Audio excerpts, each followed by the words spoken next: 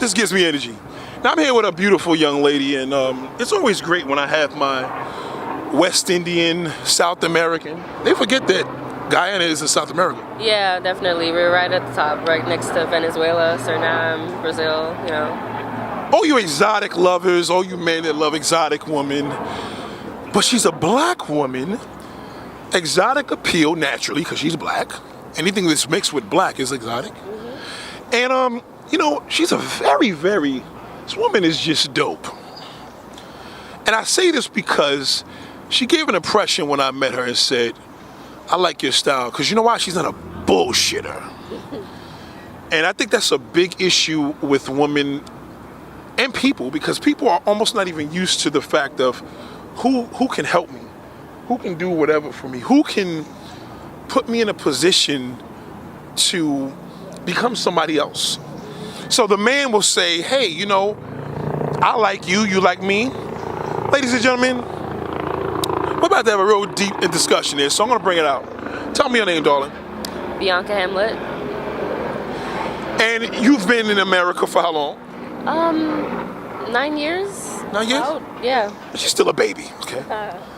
But she's in a relationship. We're not going to get too deep into the relationship, but she's in a relationship enough where, a man's a man. Now, is the man that you're with, is he a jealous man or is he a confident man? He's a very confident man, very. Mm-hmm. You're not just saying that right now because he's watching, I right? feel that, deeply. Trust me, sure.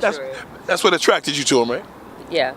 What was confident about him on his approach from the very day that you met him that did it? I just feel like he was always himself, He was never scared to say what was on his mind, but he was a gentleman too.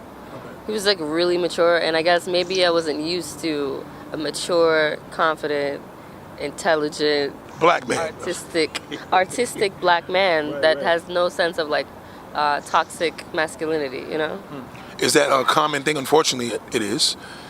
Definitely. When it comes to guys that are creative, you either get the toxic masculinity or just not good enough. You're not good enough or some way, or you have to try to prove yourself to them in any type of way. But this guy right here, he's I feel like I sometimes put him above me because I just admire him so much.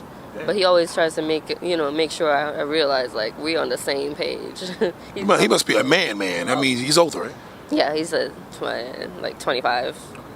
All right, so when you met him, what was the difference from your past? Did you date no good son of a bitches? I mean, all of the guys that I dated had their qualities, so I wouldn't say that they're no good SOBs. But I mean, compared to him, yeah.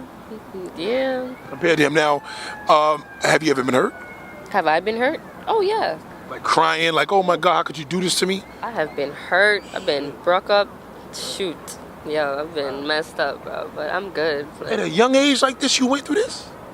Yeah. A lot happens. Everyone's different. Some people still haven't dated anyone, still haven't been in love. But I guess maybe fortunately I have already. So I'm matured. I've matured quickly, clearly. But Very mature. Yeah. I've always been mature. But yeah, I've been through all that. I guess I don't regret the things that have happened. They taught me good lessons. Now, mom and dad, who influenced you in your life in a positive level? Both my parents have good qualities that I try to take because you always get the bad and the good. So I try to acknowledge the bad that I got from both of them, even though they always blame the other. Oh, you're just like your dad. Oh, you're just like your mom. Right. No, I'm like both of you. That's why I am this way. My mom is hardworking, diligent, and intelligent. She's very conservative, but she also, when she gets in the mood, she will tell you exactly how she feels. Like you would? Yeah. And then my dad he will always tell you exactly how he feels. Well, that's in his culture. They don't play that. Yeah. And he's street smart, so I'm street smart too. Yeah, that's a beautiful thing. Now, who taught you love between the two? Who taught you how to love a man? Who taught you that? Who taught me how to love a man? Who taught you how to love a man? Interesting, right? See, a lot of times people don't understand when we have these qualities and these conversations, politically they can answer, oh, well, his father was this, mom was that, if they were that. But then they forget, because I became a professional with this throughout the years of such and such years. I've learned now to identify people. It's like identifying if it's cold outside or hot, if it's rain or if it's not. So you could kind of learn a woman to know at what point was your struggles of learning how to love a man, because you were in love already, once, twice. I'd say once. I feel like the first time was different. It was like it was more like excitement and just a crush, maybe. I don't know. This woman has the more mentality of a 40-year-old, man. So to answer the question, what would it be? Who taught you how to love a man? Even if it wasn't mom or dad. And mom and dad, we got to talk about that, because she didn't answer that question. She was supposed to answer that quick. Dad taught me. Mom taught me. Who taught you how to love a man? Well, when you ask that, it makes me feel like I have to draw from my parents' relationship, but I don't. I would draw from each of them individually, saying, my mom has said these things to me, but it's not about how to love a man. It was more about how to love yourself. And then my dad. Also, it wasn't about a man, because he'd be like, oh, men are just this and that. My dad doesn't have positive views on guys, so. Which backfires, Dad? That backfires when you tell your daughter that. You don't want your daughter to date a guy like you sometimes, and that's how it is. And you have to respect that. So nobody ever sat down and really gave you the ropes on us. That's not how my family is. How about friends, uncles, anybody? My dad's brother, he's the one that would sit down and talk to me, He would tell me stuff like that, I guess, but I have never really had the conversation about about how to love someone else. That's interesting. Is that something that people do? Yeah. Goals. Without a doubt. It's important, because that's something that's lacking with a lot of people. When a woman goes through such turmoil early, prematurely, like you, it stems from either because they told me not to, or this is what they told me to do and I just didn't listen. Or in most cases, they just didn't have the teachings of that, which is no reflection of a bad parenting. But of course, man, you have to have these discussions with your daughters, not just with your sons. You have to have these discussions with your daughter mothers, not just with your sons. You have to have these discussions because it works. Yeah. So with that being said, do you have any brothers? Yeah, I have I have 2 brothers, actually, and a sister. And no older brothers? I'm the oldest. You're the oldest. See, so you have the responsibility now. So you're the eldest of the children, and of course you have the biggest responsibility now. When you were in your first love, what did you learn from that first love? I learned that I had to be more confident in myself, and then I also learned that I had insecurities. I never, realized how much they affected me until I was in that relationship, and then all these little things started to bother me because of myself. It wasn't because of the person. Right. So I just was like, I'm not ready for that. When did you realize that? During the hurt process, or when you were getting closer? During the hurt process, because before everything went bad, I wasn't insecure. I wasn't worried about other females or about how I look comparing myself to other people, but then afterwards, that's when it all hit me. And I feel like my reaction to everything that happened showed a lot about the inner turmoil that I had, and I never really, acknowledged it. Yeah. Right. Mm-hmm. So. You said what you look like. I mean, you're a beautiful, young woman. We know that, but you tell us, because you're you. I can see this from the outside looking in, which means nothing to you, because it's me. I'm seeing you. What did you notice? What did you learn? What did Bianca learn about herself? What do you mean, like? As far as physically, what you didn't like? Hair, feet, nose. I don't know what. I mean, where I grew up, the culture, everyone is beautiful, right? And there's so many different cultures, and everyone's mixed with something, but when it comes to being mixed, there's always been a stereotype of the beautiful mixed black girl with the big hair and the full lips, but the perfect skin with melanin and everything, and I just never felt like that person. And also, besides that, there's also the beautiful dark-skinned woman. I can't apply to that one either. So it's just like growing up. We're paperback color, by the way. We're paperback color. Oh yeah. But it feels great to have somebody in my complexion right here. But go ahead. I'm sorry. But growing up, I was always on the borderline, and I felt like, I've been in situations where my lighter friends didn't get along with my darker friends, and I'm like, I'm black though. I'd have to remind them, I'm black. My mom is Amerindian, so it's like. What does that mean? Is that more of the Indian looking? Amerindian is the, what's the word? They were in South America first. Right. Okay. So, a little more cockier too, right? Indigenous people. Basically, like, we're still down there in the savannas, actually. Right. Yeah. That really plays a part like that? Damn. I mean, it's all about the hair, the complexion. It's all over. What about your hair don't you like? Because you got the little Indian baby thing going on with your roots, so what's up? I mean, I can't say that now because I love my hair, Did you always love hair? I did always love my hair until high school when, guys started saying things about my hair like, oh, you should straighten your hair, or you shouldn't have braids in your hair. That's ugly. And I'm like, He said that? Yeah. Wow. See, people's opinions could hurt people. You got to be careful with that. Be careful when you express yourself with your opinions. Did you ever struggle with, you said complexion, which is deep because, us being in between, we kind of was like in the middle, but we didn't really struggle, but we still were black. Yeah, and that's funny because no one thinks that because I'm like in the middle that I've ever had an issue. Right. And that's not true. I was in the middle, and that made me feel a little ostracized as a child. Like, my darker friends would either sometimes make jokes and make it seem like, oh, I have it easy, or I think I'm better than people because I was lighter. And then the people lighter than me would treat me... They were better.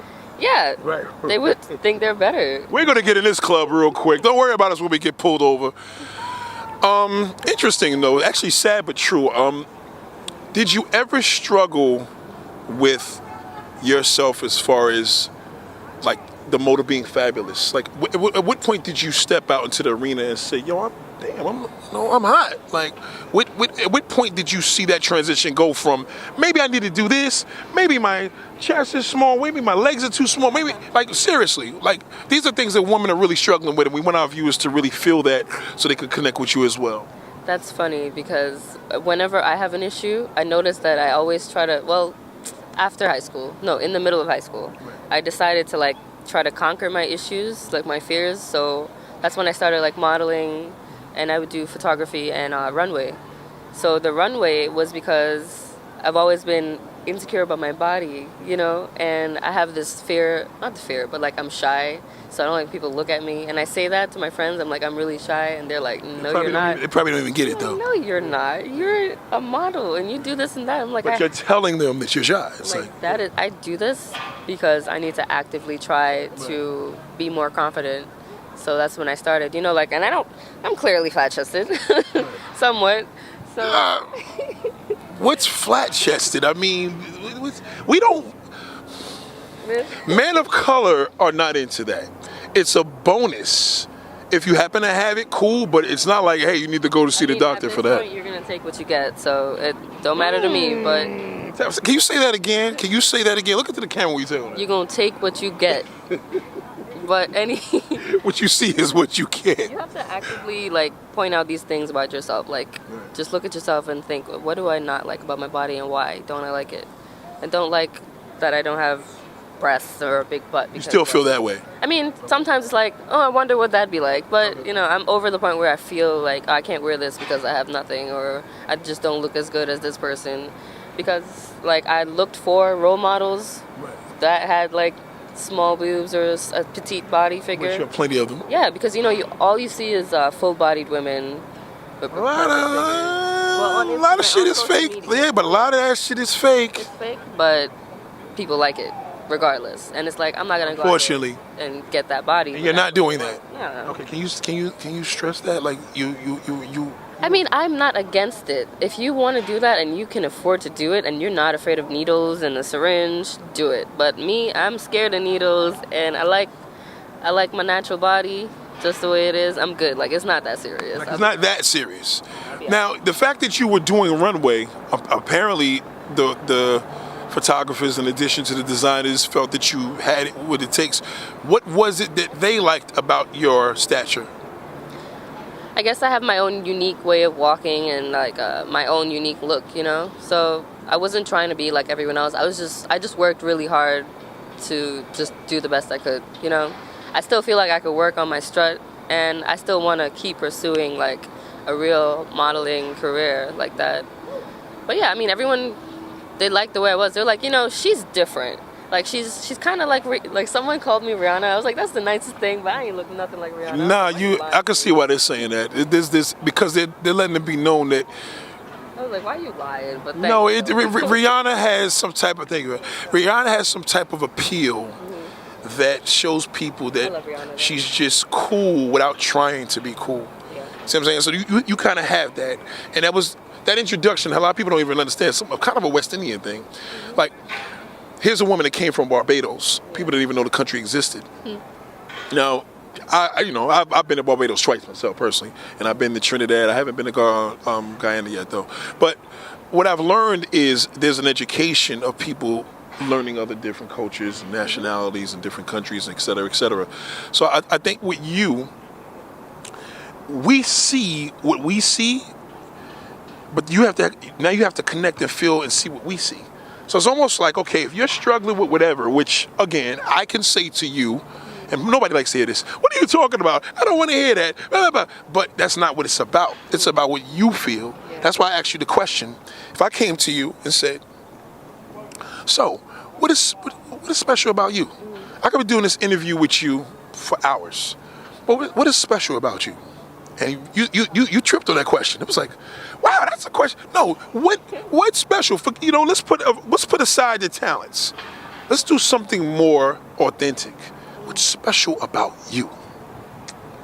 Hold on to that camera, Nancy. There. Oh my God.